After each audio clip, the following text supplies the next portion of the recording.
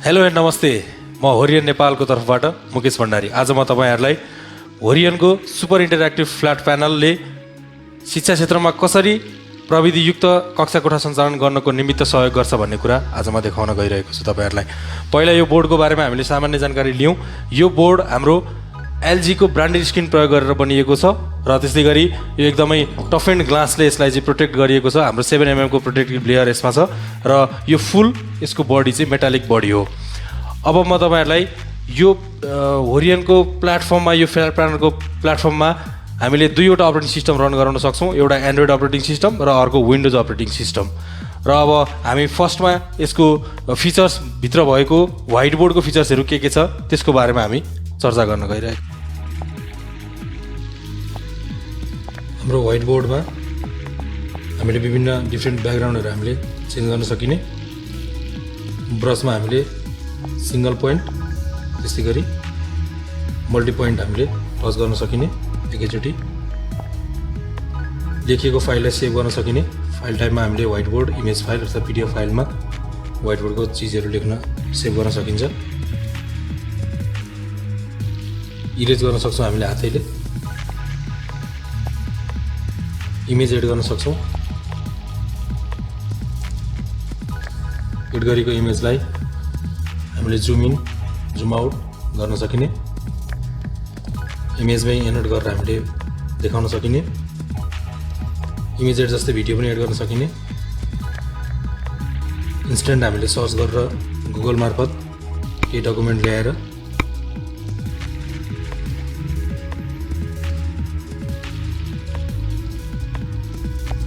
एनोट गर्न सकिने।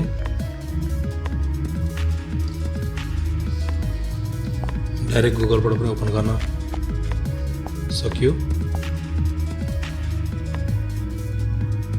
स्मार्ट सेप मार्फत हामीले सर्कलहरू, त्यस्तै गरी ट्रायङ्गलहरू आफूले जस्तो बनाए पनि स्मार्ट बनाइदिने।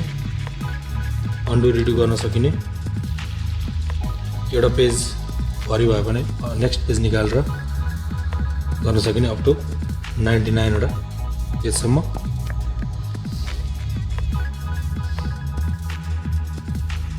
क्युआर कोड जेनेरेट गर्न सकिने। क्युआर कोडबाट स्क्यान गरेर बोर्डको सबै फाइलहरू हामीले लिन सकिने। टेबल बनाउन सकिने। टेबलमा रो र कलमहरू एड गर्न सकिने।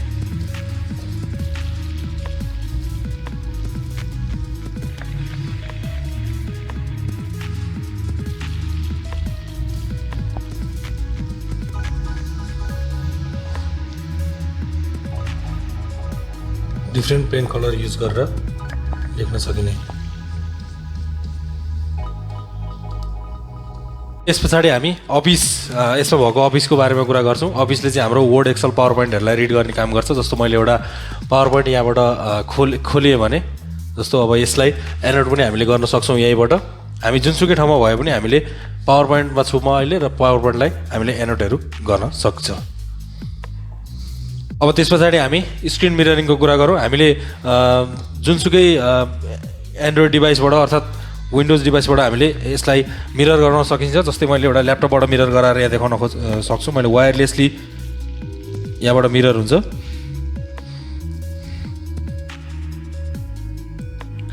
र मिरर भएको कुरा हामीले बोर्डमा देख्न सक्छौँ। यो टोटल्ली वायरलेसली छ र यो ल्यापटपलाई चाहिँ मैले यहीँबाट टच रेस्पोन्सले मैले अपरेट गर्न सक्छु। यसरी हामीले जुनसुकै डिभाइसहरूबाट पनि र जुनसुकै अपरेटिङ सिस्टमबाट पनि हामीले स्क्रिन मिररिङ गराउन सकिन्छ होरियन सुपर इन्टरेक्टिभ फ्ल्याट प्यानलमा। अब त्यस पछाडि हामीले कुनै पिडिएफ फाइलहरू छैन, कुनै पिडिएफ नोटहरू छैन, सफ्ट कपी नोट छैन भने हामीले हार्ड कपी नोटलाई कसरी प्यानलमा ल्याउने त? त्यसको लागि हामीसँग एउटा डिभाइस छ, डकुमेन्ट स्क्यानर। यसलाई हामीले भिजुअलाइजर पनि भन्छौँ। र यो भिजुअलाइजरको मार्फतबाट हामीले हार्ड कपी नोटलाई चाहिँ प्यानलमा ल्याएर हामीले देखाउन सक्छौँ र एनोट गर्न सक्छौँ। जस्तो यो हार्ड कपी नोट यहाँ आयो र मैले अब यसलाई एनोट गरेर यहाँबाट यसमा केही कुरा लेख्न सक्ने भएँ, देखाउन सक्ने भएँ। र यसको लाइट एडजस्टमेन्ट पनि हामीले गराउन सकिन्छ। हाम्रो लाइट एडजस्टमेन्ट हुन्छ यसमा। अलिकति ब्राइट गराउनु पर्यो भने अर्थात् अलिकति डिम गराउनु पर्यो भने चाहिँ हामीले योबाट गर्न सकिन्छ।